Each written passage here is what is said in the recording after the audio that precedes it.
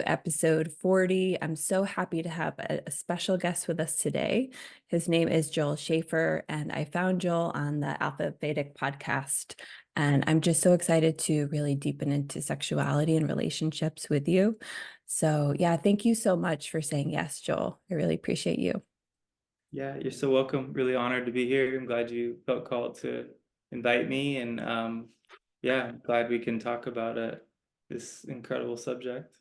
Okay, good. Yeah, we're going to dive in pretty quickly. But first, do you just want to kind of give people a sense of who you are, what you do in the world? I would love that. Please, yeah. So I've been a student to many shamans since I was really young. 16 years old, it got really intense right away, and I've been traveling all over the world to meet with different people who I was called to, and it led me to a lot of the Toltec side of it. Was what really the Castaneda material is what I jumped into mostly. And so I really wanted to validate that information by going and working with really powerful sorcerers and shamans, and discovered some really unique medicine men and women, men of knowledge, women of knowledge that are very private and usually don't take people on. But I was fortunate to get to have some really powerful live-in apprenticeships and do some deep work. And so I'm just now kind of finally sharing that and becoming a teacher. And I teach courses and do one-on-one sessions, and I work with couples as well and helping with a vast range of things. But primarily, I help people with the Toltec movements and the recapitulation work and the lucid dreaming side. And so the recapitulation ends up being very much a review of your sexual history, and it sort of unearths all the stuff that I've heard you share and talk about as well. But from a more of a shamanic perspective is where I come from. So that's about Oh it. my gosh. Okay, so this is incredible. I love this. We could just go right into it. I'm not someone who loves small talk, so I'm like, let's go right into it. So can for people who aren't familiar with recapitulation, can you just describe that a little bit? Yeah, it's a life review process, but you do it in a very like detached way where you go into the memories, you set up the scene, and you see the memory itself. So you pick something really simple to begin with, something that you've recently had an experience or a memory, and you just try to visualize it as best as possible. And you use the breath you scan the scene with your head back and forth. And as you scan from one side to the other, you breathe in the energy you left in the scene. And then on the scanning on the way back, you breathe out the energy that you may have taken. So you're just retrieving your luminosity, your light that you left within the moment. And so shamans say when you die, that your life passes before your eyes. And so they seek to do that inventory before death. They want to go back and get access to all their feelings and memories. And it sounds like a daunting task, but you actually try to achieve it. You try to review every single event of your life. And once you start doing it, it's like you build a muscle and you start being able to do it. It's like your inventory surfaces and you have access to memories you totally forgot about. And so you're just basically it's a cellular purification process. You start to feel it. They call it puking up your past because it feels like you're purging when you're really doing it. And when you're getting that light back and that energy, you feel a massive boost. And it happens to lend energy to lucid dreaming practices. The more you recapitulate, the lighter you get, the more capable you are of doing advanced dream work. Um, so it's something that is designed in a very particular way to serve as a method of freedom. And shamans even say if you recapitulate your entire life, when it comes to time to cross over into the infinite, that you can basically offer this inventory that you've taken instead of your awareness. So rather than recycle back into the system, you could basically because that meant when your memory is leaving, like, so when your life is flashing before your eyes, that is the inventory being taken. All your experiences are being taken by that which bestows awareness. And so because Yeah, basically we are projections or extensions of the universe that are gaining experience. And then when we recycle, all that experience is returned to source. But shamans say if you give that recapitulation instead, then you don't have to lose those memories, you get to keep them. And rather than recycle back in, you can merge with eternity with your awareness intact. So it's a very advanced and powerful shamanic thing to do this. Um, and it just opens so many doors because it's a very particular type of focus that you have to kind of get over the hypnosis that most people are under in order to be this deliberate with your time and energy. So yeah, cellular purification on a very advanced level. Oh my gosh, thank you so much for describing that. Yeah, I love this concept of purification. I talk about this too, especially with sexuality. I use more of a, I guess, a combination of a psychological approach and spiritual approach, energetic approach too. But I love hearing your perspective on how there's different ways that you can do this. This is something that you can, like, there's just a lot of, I'm thinking of my own life if I did that and how long it would take. I would totally love to do that. But like, yes, you have to like be disciplined with your time and actually have the desire to go back and do it. Yeah, it's sort of, it starts off slow and you can barely do it, but over time it gets easier and easier, and it's not as arduous as it sounds because the memories just start surfacing. And so if you trust that you're going to live a long life, you can just do a little bit over the course of your life, and it will actually not be that daunting of a task. But I do know people who just went into it and spent just a couple solid years, and they were able to get the chunk of the majority of their life done. So depends on, yeah, one's strategy or approach to it. Yeah, that makes sense. And so would you just focus on the times that maybe were traumatic or difficult, or everything? It's everything, the moments of awe, the moments that were terrifying, all of it. But ideally, you just pick a subject, an area, like all your sexual partners, and you just go through them. Um, and then you could pick like high school and try to go through high school. You could pick just sections of time. And Yeah. but what I find is that I'll be recapitulating a really strong memory and something else will show up that has nothing to do with the subject I'm in, and I just go with it. And then Mhm. another one will show up, and so I just start trusting the process.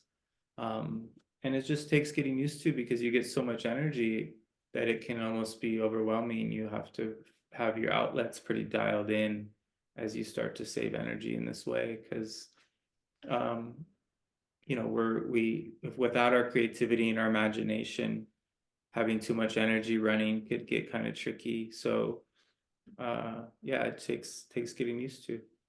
Yeah, I love that part because then if you suddenly are, gaining energy, it's kind of like some people wouldn't know what to do with that, right? And that could get them into trouble or have energetic consequences. Yeah, and it really is, it is equivalent to sexual energy too, which is because and shamans say sexual energy and dreaming energy are the same thing. There's no separation. It's just what are you going to do with that energy, and can you do both? Can you be creative with how you navigate having a lot of chi, basically?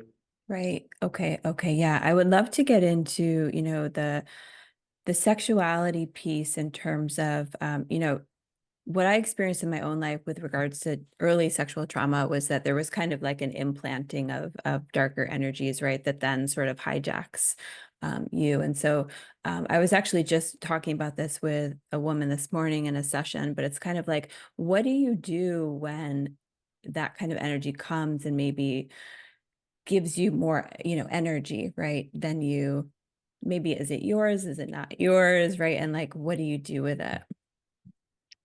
Yeah, I mean, there's, getting to know learning to be able to handle that energy running through you and being able to move it through your body so that it's not just isolated to your genitals, right? So you want to move it through your body. And that takes practice. It's not an easy thing to learn how to do, but it's such a breakthrough when you do have that. So dreaming is a task that you can use that energy for. And there's all kinds of ways to learn dreaming, or lucid dreaming, or what we call dreaming awake. So shamans learn to be like on mushrooms, even though they're not on mushrooms. Like you learn to be in these altered states all the time. And Mhm. so that energy is perfectly applicable for that. But yes, and what shamans have discovered is there's a force that is higher on the food chain than us. And it's not something that most people can see, but shamans learn to see these forces and they come to understand how they function.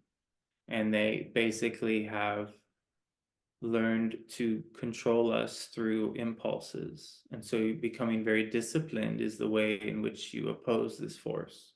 Mhm. You have to, but not in a repressed way that could backfire. So it's a very creative process, right? We want to be having experiences and passionate and open our life up to, connecting and all of the things, but at the same time, like an apprentice to a medicine man will probably go on multiple vision quests throughout their life, and they'll usually be told at some point to be celibate. And if you don't listen to that, things will probably get pretty tricky for you. So you want to listen to what spirit tells you to do when you're being given really direct guidance. And that can be life changing, is that time in your life where you're taking a break and using that energy for something else. And I was so fortunate to find Castaneda when I was 16. And at 17 years old, I didn't even have a sexual thought for over a year because I was so focused on this material that I was reading. And it's very much about how to use that energy for other things. So it was just the perfect time in my life to be freeing myself from what was already, I was very active sexually from 13 to 17. And then to be able to take that break, it completely changed my perspective on what I was really attracted to. Like it became all about energy, not about what most people are conditioned to perceive as to be attracted to. And so there's a lot of authenticity that heals one from the programming. So if you can become really authentic and really have like consciousness of, yeah, what really matters, and like people are in the hookup culture aren't really thinking about what it would be like to be in old age with the person they're connecting with. But shamans say basically everyone you sleep with, you're going to have to be with in the afterlife. So you want to Oh. be very careful with who you bond with. Interesting. Oh my gosh. Yeah. Thank you for sharing some of your personal story. I can't even picture, at that age, especially being a young man, how that's just incredible. And so I think, what are your thoughts on what's happening right now collectively with the hookup culture and just all of there just seems to be a lot of darker energy or lower level energy present right now that's running. Like, if you can just really zoom out, like what's going on a bigger level right now? I mean, it's just, as the veil starts to lift, there's going to be the forces rise to meet each other. And so there's going to be an attempt to harvest as much for these parasitic energies, to harvest as much energy as possible as they're starting to be more exposed. So, like shamans say that we have two minds. We have our natural mind, and then we have this foreign installation. And we Mhm. have thoughts that we think are ours, but they're actually just the program running. Yeah. And so you learn to be silent, and then you'll notice the difference. And that takes a long time to learn silence, like true silence. It's beyond meditation. It's like a very unique state of focus. Um, so yeah, you start to delineate the difference. And so this force, it's afraid of being discovered by each one of us, because then it starts to lose its food. Just like if we were in a situation where food was scarce, Yeah. we would feel fear, we would feel concerned. How are we going to eat? This is the same thing. It's truly just discovered that we're easy to control. It came from somewhere else. It used to not be here. We don't know how or what exactly, but it makes sense that we would be challenged. Like it's a predatory realm. Uh, and so yeah, it's an unfortunate thing to observe all of the people who do not understand what's happening, and that they think by all this idea that everybody can swap partners in the yoga communities in Seattle and stuff. It's really like everybody's been with each other. They just keep, and it's just like, it's so unfortunate because it's given like that means you're like more aware or something if you can be Mm, like, oh, well, I'm not jealous, I can share my right. partner. Right. It's all virtue signaling, Yeah. and it's all going against what their truest deep feelings are. And if you could get them to admit to it, then they would but that would mean facing a mirror. And that's what I do, is I try to offer people a chance to be honest with themselves. And if they really are willing to do that, eventually they'll start to admit that there's a lot of wounding that goes undealt with, and then it creates a blueprint in which our relationships become, rather than evolutionary, they become quite toxic at some stage, unless you're working with somebody who can help you see different things. So yeah, it's hopefully people will come out. So, I don't expect many, but I think little bits of those groups, people will start to break away and recognize this isn't going to work, and start to do the recapitulation work or something to get that energy back. There is a way to heal this stuff, and the sooner the better.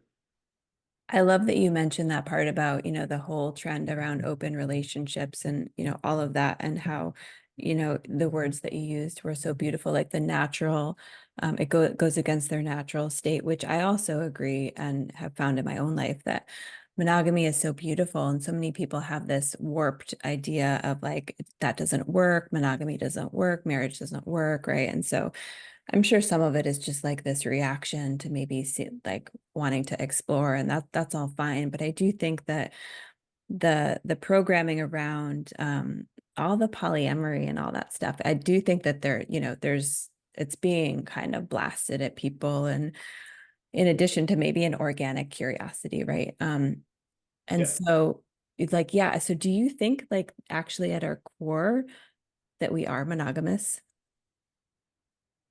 I mean, this is a tricky one. I think it's the only way to be an honor is to be monogamous. But I also think it has to be signed and guided. And so I don't think we're necessarily meant to have two virgins come together without any experience Yeah. and expect that relationship to be eternal. Right. And so I think we're contracted to have a certain level of experience, likely, typically. Otherwise, the codependency of that, just trying to be with somebody for your entire life, I think would be really more challenging to achieve without becoming unconscious. Because a lot of monogamous relationships are very unconscious, Right. and they're just living in fear with each other and afraid to, so it's just so hard to say that there's one right over the other. I'm not religious. I believe all religion is programming, and that we're much more evolutionary than that. What shamans do is they become celibate, and they reach pure affection with each other. And it's so beautiful. And then they do things like turn into animals in together, like shapeshift and do dreaming together and have the most incredible things. And sometimes they make love as animals, in their dream time. And sometimes they do that with more than one person. But it's totally different than going out on a date and having drinks and having sex with them. It's like, it's dreaming, it's very mature. It takes a level of, yeah, like power. And so when you have power, you respect people who have power. And so I don't know how, I find it also very strange, but um, following spirit and listening to guidance and getting signs and omens will tell you whether to continue in a relationship or not. And sometimes you're going to be told to exit because for a variety of reasons, there's something they haven't been honest about and you're sensitive to, or so it's just a tricky thing to answer. I don't have a definite answer to that, but I'm open to, I would love for there to be one, and I hope there is. I just, I recognize that wolves and different animals represent different ways of being, and their monogamy, I think, is a powerful thing. And ideally, I would love for that to be there to be a clear way for us to explain these things to the younger generations. Um, but I think saving your sexual energy and learning how to not be um, wasteful with it and letting it build um, is a powerful way to get to know what's really going on within you. And then if you can do that and you can find another partner who's willing to do that with you, um, then you can both call each other, you can sort of be guiding each other and supporting something really magical. And yeah, there's just so much to learn from facing somebody who can match your power and where you're not accommodating each other, but you're really, listening and not getting into autopilot or expectation around how often you should be coming together and all of that stuff. And it's very confronting to be in a relationship that's evolutionary. It's not going to be easy. Yeah, yeah. I mean, I love all of that, and that's what it took a lot of years of making mistakes, stumbling and falling in relationships for me. I guess it's the process in general of gaining maturity over time, right? And so in my younger years, definitely explored, and I think that's normal and natural for most people. I like what you said about maybe, rather than this expectation of two virgins coming together, being together for the rest of their life. There is a normal period for most people of exploration, and that's all good. But I think once you reach a point where you're open to going deep with somebody, and that takes, it takes some preparation, right? And like you have to be in the right frame of mind because, like you said, evolutionary relationships or conscious relationships, they're no joke, they're for people who really want to dig in and do the work and who aren't afraid of looking at their stuff. And to be able to use them as like these evolutionary vehicles is, I believe it's so exciting for me because I feel like we're right on the edge of being able to step into that. Um, and I don't know if it's necessarily that like the masses are ready right now, but I do see that like what's going on is preparing people to be able to start to use them in that way. And so, yeah, this is a beautiful segue into relationships in general and how you can start to work with them. And so, do you want to share anything that you've learned along the way about that? Sure. Yeah. I mean, I've been so fortunate that my wife is very sensitive and has called me and invited me to that she was willing to face certain aspects of herself and really get honest with what she wanted and was, had the wherewithal to really find ways to, you know, offer me and hold space for me to come to where she was at. And um it I recognize that a lot of men that I know wouldn't have been able to do this just by the perspective of how things should be. And so listening and really allowing your ability to know what's a magical invitation in your life, or if somebody's manipulating you, or there's just dynamics within power that are tricky. And so we don't want to for men it can be easy to put women on a pedestal, and then there can be a lot of manipulation that can occur with that.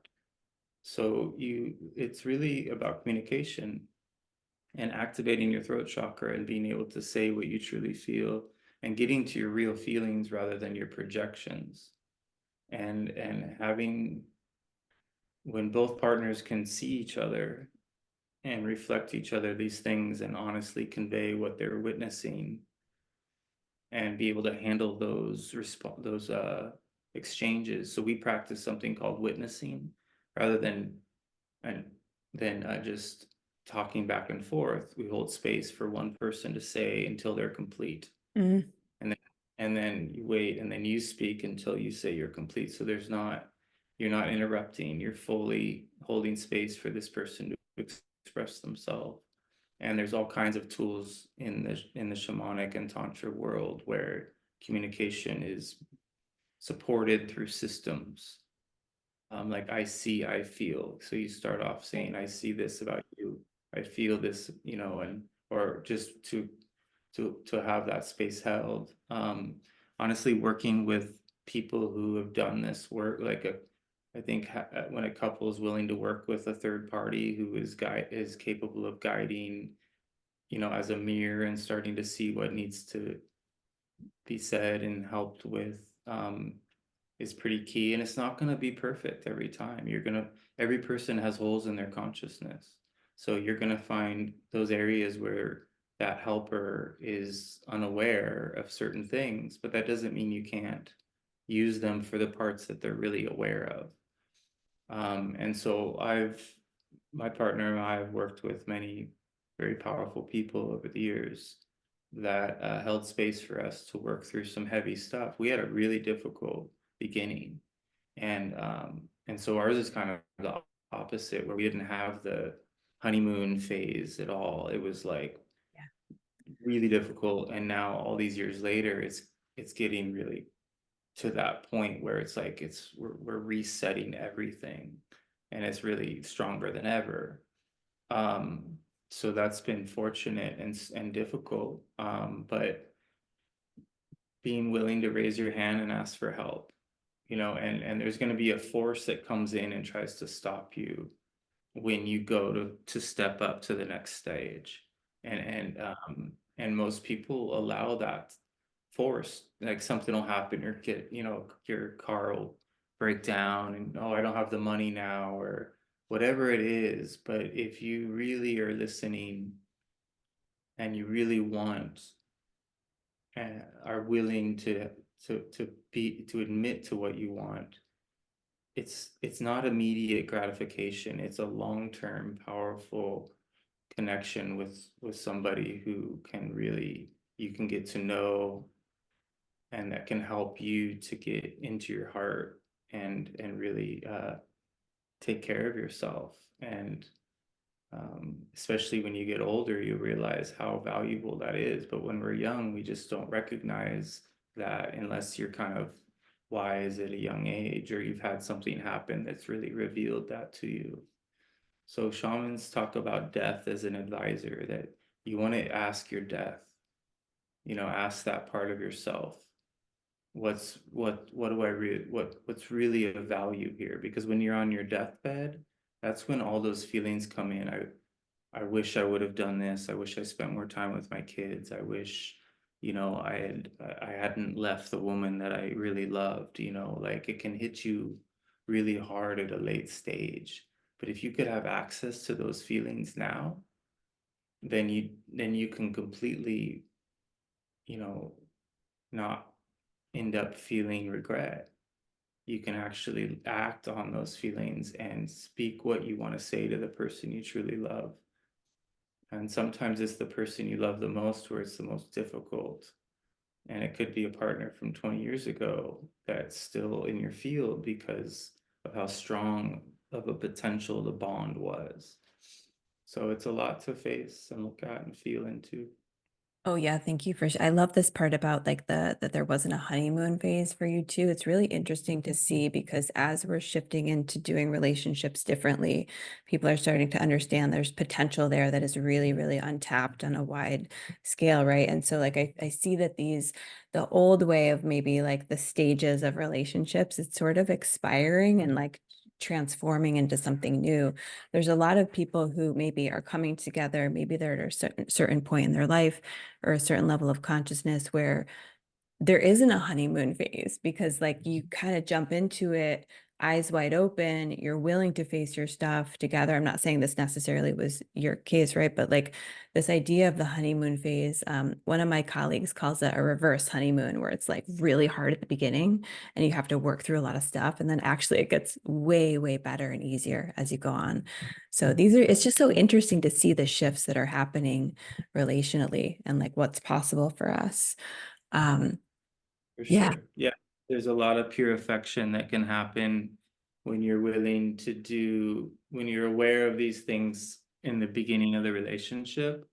And so there's so much potential there that when all the challenges show up early on, they serve as, yeah, spirit will tell you this is for a reason. And what others might look at as something that you should get out of or that it's toxic, you don't want to let other people project onto you, because you know what the feelings are in your being and what the guides and signs are pointing to. So if we can stop comparing ourselves to others and really know that we're all unique and different and we're being worked with, then we won't allow stereotypes or other people's perception of things to keep us from following our heart. Yeah, that's really, really good advice. Yeah, comparison is just such a trap, right?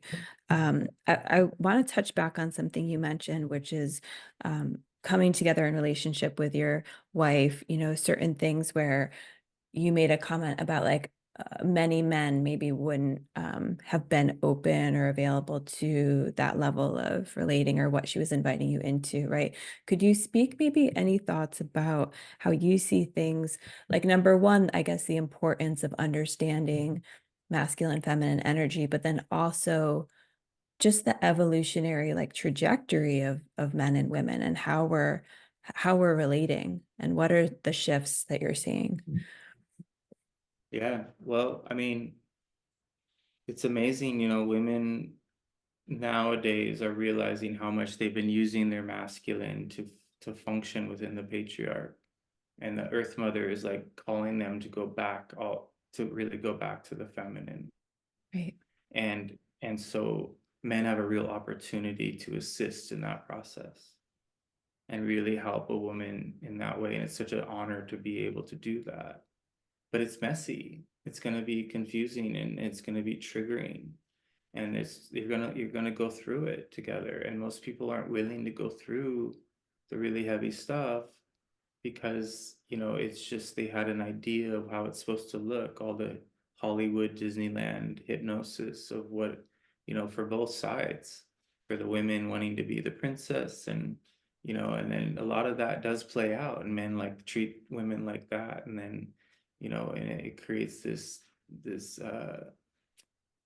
well, these power dynamics where there's expectation because of that treatment, and then women are putting out in order to, or not putting out in order to manipulate, and it's all about power. So, um, finding a really, really authentic person isn't going to mean that they're just evolved. It means they're going to be really confused for a long period of time because they're trying to be authentic in a world that isn't.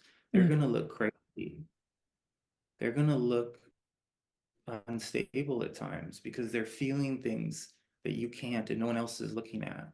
So a really powerful woman will rage.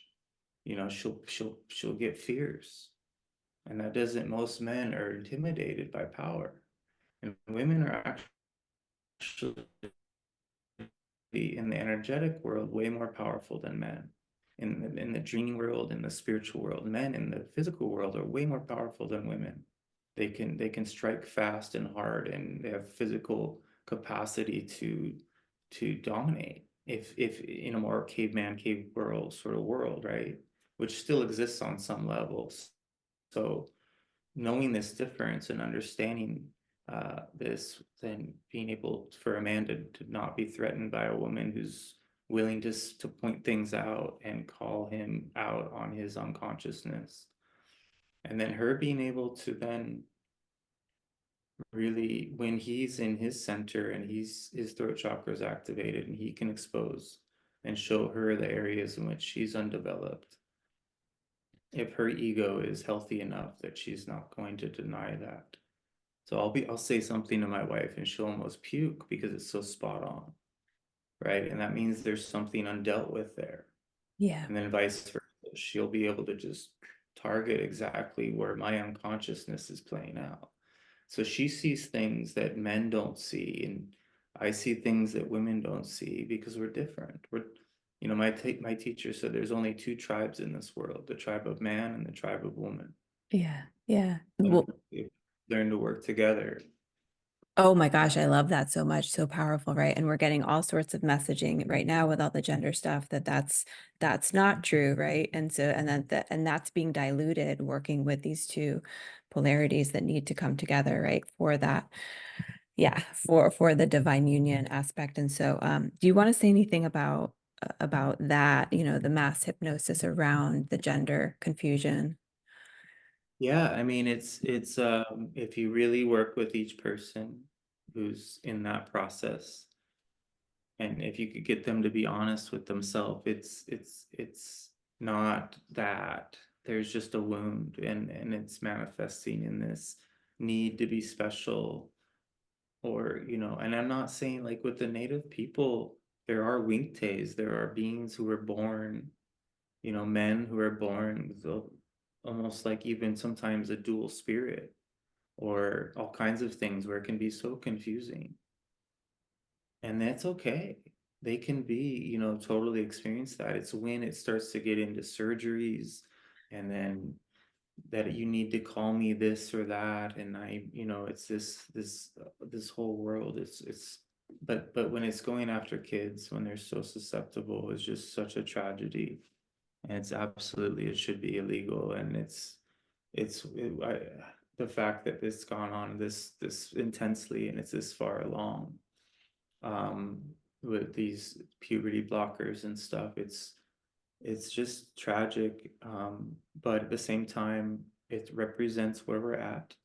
And there were prophecies that the men would turn into women and the women would turn into men. So we're witnessing something that was foreseen. Obviously, I think it's by design. Um, and the people who are part of that agenda are possessed. Yeah. And that's why, so I don't even blame the people. And I'm not at odds with the forces that have possessed them. Those forces are simply outmaneuvering us. They're more intelligent. We are its food source. It feeds off of our fear and our unconscious emotion, Yeah. right? And so shamans say that you can shapeshift from male to female. You don't need, if you really wanted to be able to do both, then there's an old school traditional magical way to learn about those both sides of yourself. Both genders have male and female energy within them. I think at birth, even it's there, or at conception, it's probably determined, but there's a point where it transitions. And so we have access to all that stuff in a more natural way. And so, in a way, it's the inverted world that we're in, everything's opposite. So, you find a way to hijack the power by convincing people to go about it in an artificial way rather than a natural way. Yeah. Yeah, super powerful. Thank you for sharing that. I appreciate you talking about that topic. And so I think for me too, thinking about how, it's interesting. I think the organic maybe drive for women to, maybe become more empowered and vice versa for men, connecting the head and the heart and all of that, beautiful, right? To be a little bit more balanced internally.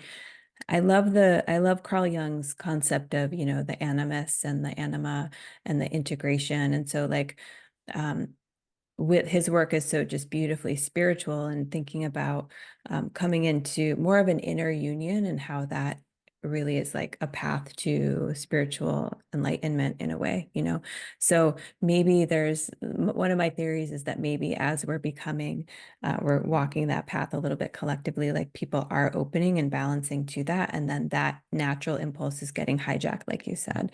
um, Yeah, I agree. Awesome. Well said. and but like I really just agree with you that it's a reflection, all of that is a reflection of where we're at. And so as a parent myself, it's been really hard for me to digest the fact that fellow parents, because being a parent totally changes everything, right? Like about you. One of my good friends was like, when I was pregnant with my son, he's like, there's two kinds of people in the world, people who are parents and people who are not parents, because it fundamentally changes everything about you. And so just the fact that parents are so on board with all of the stuff and the puberty, like I just can't I just can't metabolize that. Do you know what I mean? It's just like how have we gotten to this place where like that's even something you would consider? But it just speaks to what you're saying about all of the mind control programming and how thick that is and how it can completely take over a person. Yeah, I mean it's I one of my good friends who woke me up to a lot of truths in this world. He kind of came up in the rave scene and was and so did I. We had a lot of fun in the 90s in Seattle and Portland and there was a lot of cross-dressing, right? There was a lot of like alternative situations. And so, I'm really surprised to see him saying this, but he says, well, we have to support it because they'll kill themselves if we don't.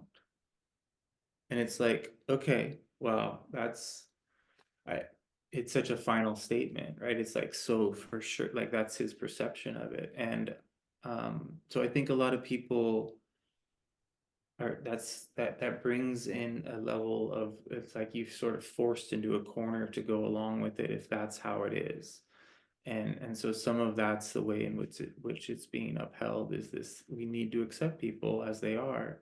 But what's happening is that the parents are often, whether they know it or not, they're opening that door and actually projecting it onto their children. Mhm. And then the kids are taking that on. And when you make a decision as a kid, it actually is um it has a lot of power. Like when you make a promise or you make a wish as a child, there's a lot of energy behind it. And so we set these things in motion just by getting an idea in our head. Um, so yeah, I mean, I was raised in Seattle in a super liberal scene, and I kind of was not paying attention to what the agenda was as far as this goes. But now looking back, I understand this has been really well designed and planned as a means to disempower us and to weaken men, especially because if a society has really powerful men, then they're not as easy to control. Yeah. And that's basically, and so places like Sweden and stuff are trying to make it where 50% of the engineers have to be female and 50% of the men, like you have to be halfway down the line. And so all these women are turning into men. And that's so destructive to society because there's nothing more beautiful than feminine energy in its full expression. And men should be warding and protecting and making sure that women can be in their power in that way. But now it's flipping where the men are more feminine to balance the fact that the women have become so masculine. Right. Of course, this is happening. It's a product of uh, feminism, which was an inverted means to, yeah, to weaken the nuclear family and to get to the point where this 2030 agenda stuff could play out. And it's really happening in front of our eyes. Yeah. I'm not going to participate, but it looks like a good amount of people are. And so rather than me getting caught up trying to change the collective, I'm just recognizing that I'm going to have to navigate this obstacle course as best as I can. And so that's shaman's perspective, is that you don't get caught up in worrying about what's going to play out with the masses. You learn to go inward and find a way to, yeah, basically, it may seem selfish, but you get very boundaried and you stop really interacting with a lot of people, and your circle gets really small, and you just accept things as they are, and you find a way to take care of yourself as best as possible. And those that are called to learn about these things, you share and help them to come into their power so that they're not getting drained by being at odds with the world. And if enough people can go inward, then the solution to the collective will actually manifest. We just need larger numbers.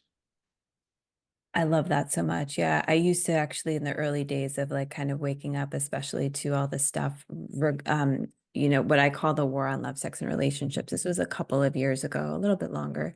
that the veil was lifted. I mean, there was a lot of that I was already aware of, but that's when some of the things specifically in that vein were Yeah. shown to me.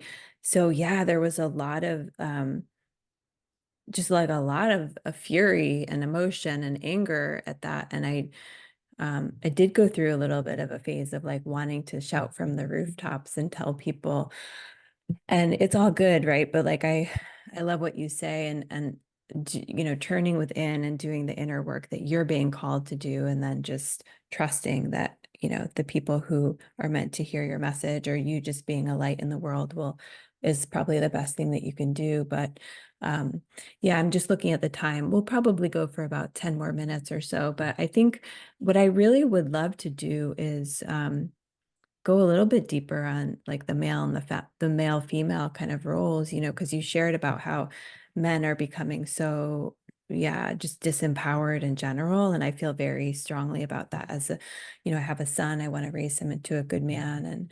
And what do you think is, if you could sort of like summarize the spell that, you know, men are under right now, like how do you see that?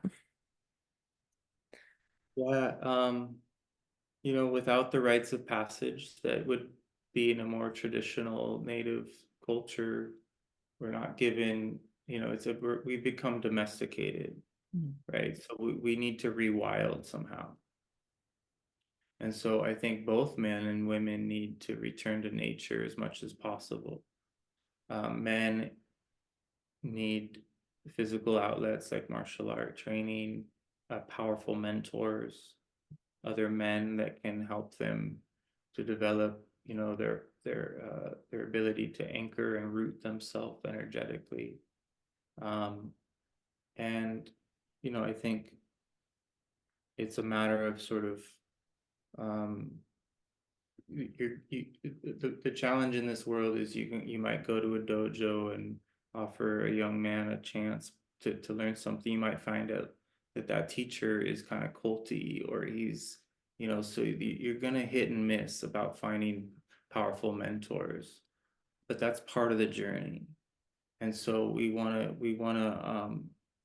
you know, offer boys and men an opportunity to get to know what they're capable of with their bodies, sports and things of this nature, because but not in a way that creates these conditions like the typical high school jock dynamic, right? So it's hard to kind of to help a child. You don't want to control their life. You have to trust them to make decisions at some point, and how to manifest, you know, what they're here to do, because their lessons are going to be uh, going to guide them based on the reactions or the responses to certain situations. I would say that, you know, guys are there's an opportunity to really move into a place of healing from the distractions like porn and Hollywood. And if they can see through that stuff and really take a break and be given just an experience that's outside of that conditioning, it feels so good that it becomes obvious that it's not serving you in the way that it would appear, you know, just because everyone else is doing it.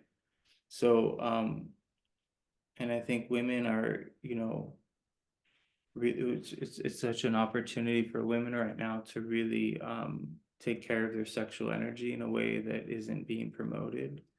But if that inner calling guides you to be patient and to trust and to heal, you know, all of our nervous systems are unregulated from the way in which we're how much screen time, all the different dynamics that we're being bombarded with.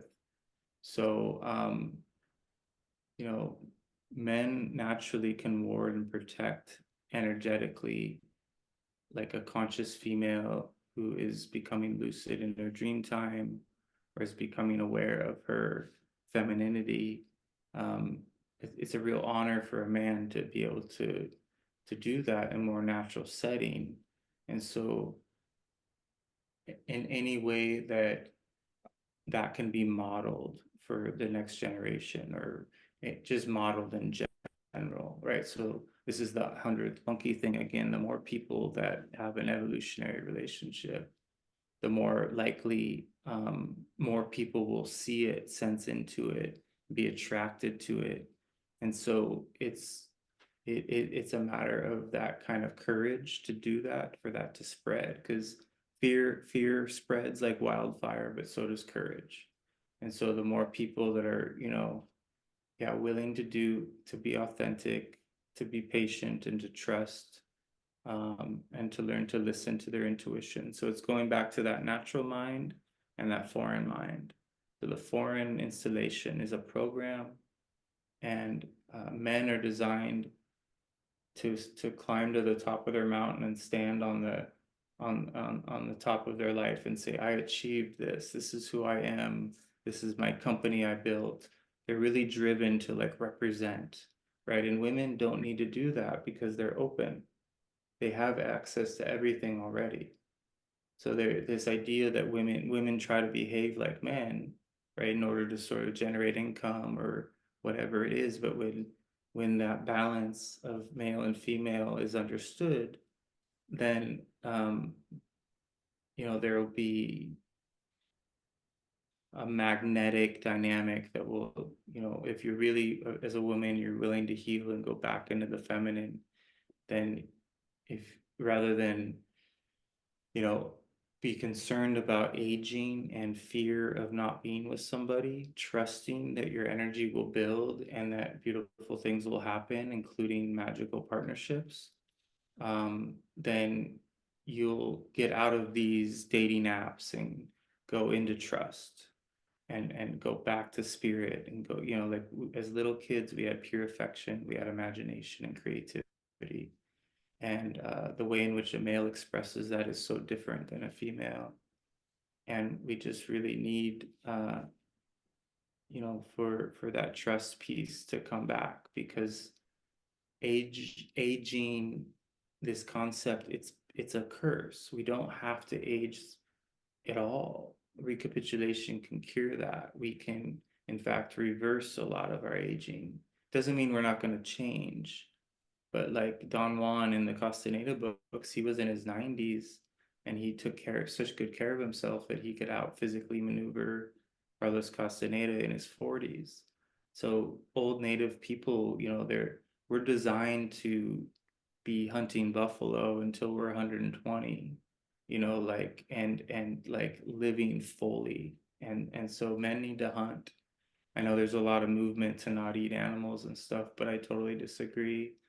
I think it's a natural, like, it's a very important piece for men to be getting that energy, and eventually learning how to get that on their own. And for women to be able to honor men instead of try to change them or try to condition them or control them. And so that's where the out of balance female is, trying to have power in the relationship, is by often using her sexual power to manipulate or control, and get her needs met, because she doesn't feel she has any other way to do so. So there's a lot of stuff to unpackage.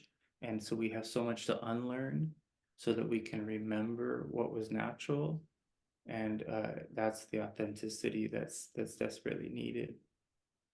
I love all that so much, and I'm just so grateful for your book recommendations. I'm starting to read The Sorcerer's Crossing, and I'm so fascinated by like the different paths that they took the women down and the men down, and probably won't have time to get into that deeply now, but it just speaks to kind of what you're saying about how we're so different, right? And yet, like, it's just so beautiful because they're totally perfect complementary energies with each other. And so, on my best days, I really do have hope that a lot of this is being felt into, by some people, not everybody. But let me just pause for a minute because we're going to wrap up soon. I want to make sure that I didn't miss anything. I just wanted to cover, or at least I just wanted to go back for a minute to what you said about aging. It's so true what you said, because breath work is a huge part of my spiritual practice in terms of the way I do it. I do the longer breath works where it's, like 30 to 40 Sure. minutes of breathing gets you into an altered state. But that really has helped me to just shed so much. I'm 45 now and I feel like I look younger than when I was, 30, which is just what you're saying about when you just get rid of a lot of this debris and do your healing work. It just makes such a difference, right? Um, so yeah, that's huge. Are you into breath work at all? Yeah, I mean, I I did a lot of sweat lodge work, right? And so the sweat lodge and sauna. So I'm more focused on, yeah, just using breath as a means to move into, yeah, to calm the heart when you're in a really high intense heat situation. Mhm, Uh, mhm. but I have done deeper holotropic breath work and stuff in order, in groups, and I found it amazing. Um, but the recapitulation is the type of breath work that I do. It's just a very unique way in which you breathe that comes to you. But yeah, I do look forward to exploring a variety of breath work opportunities in the future. Yeah, I would actually love to so for someone like me who might be interested in learning about the breath Yeah. technique, and we'll get into also what you want to share with people about your work and where they can find you. I know you have some programs and everything, but do you offer one-on-one sessions right now with people? Yes. Yep. Yeah, I do free 30-minute consultations. So I do 90-minute sessions. And yeah, I help people. I utilize the Toltec system, which is these specific shamanic movements that make it easier to recapitulate. And I help people with the recapitulation. Some people just want to use the sessions because they feel that they can talk to me about anything. And so we just talk. But a lot of people are focused on the Toltec stuff when they come to me, so I assist them in learning that side of it as well. Yeah, I have quite a few clients, and I'm teaching a dreaming course. My next one's called Earth Time. It starts on May 5th. Yeah, and there's quite a large group of people, really powerful people that take these courses with me. And so we dive deep into the Toltec stuff and go into some really cool places and sort of build that group intent together and explore a lot of magical concepts. And there's just waves of energy that come across the whole group. It's a real, very much a shifting experience for most people. And yeah, and then I also work with couples, at times when there's communication challenges. I help people to just get clear on their priorities, and so it's kind of a personal empowerment mentor and then shamanic dreaming arts teacher as well.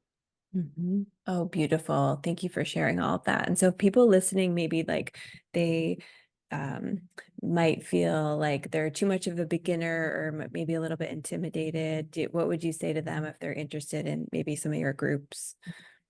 Yeah, it's beginners are welcome. It's designed for people to join at any point in their journey. It's a great introduction to the shamanic dreaming world. I'm not trying to be a shaman. I've studied with shamans because I think they have tools that are evolutionary for the future that we're heading into. In fact, the Toltec said that if we do not just, that humanity will perish if it doesn't remember what it's capable of doing. So we're very magical creatures. We've been conditioned to believe that we don't have a lot of options here, but we do. And now that we're in these times, I think we'll start to discover our resources more. So by all means, it's a great group of people to connect with, and beginners, you know, it's designed to offer support, and to introduce things in a very slow and steady way. I think it's important to go slow and steady on this path. And so, yeah, it's fully available to advanced and beginners.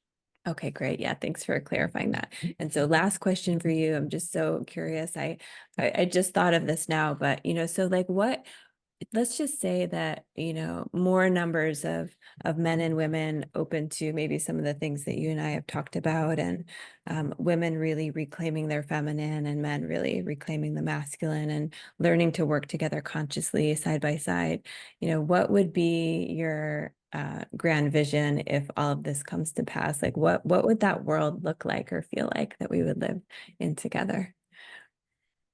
Totally, yeah. I mean, I think so people don't recognize that lucid dreaming is a real viable means in which to travel into other worlds. And so I think as more and more people become aware of how beautifully intimate it is to do dreaming together, and that lovemaking can include lucidity in a level that is like traveling into other layers of the onion together.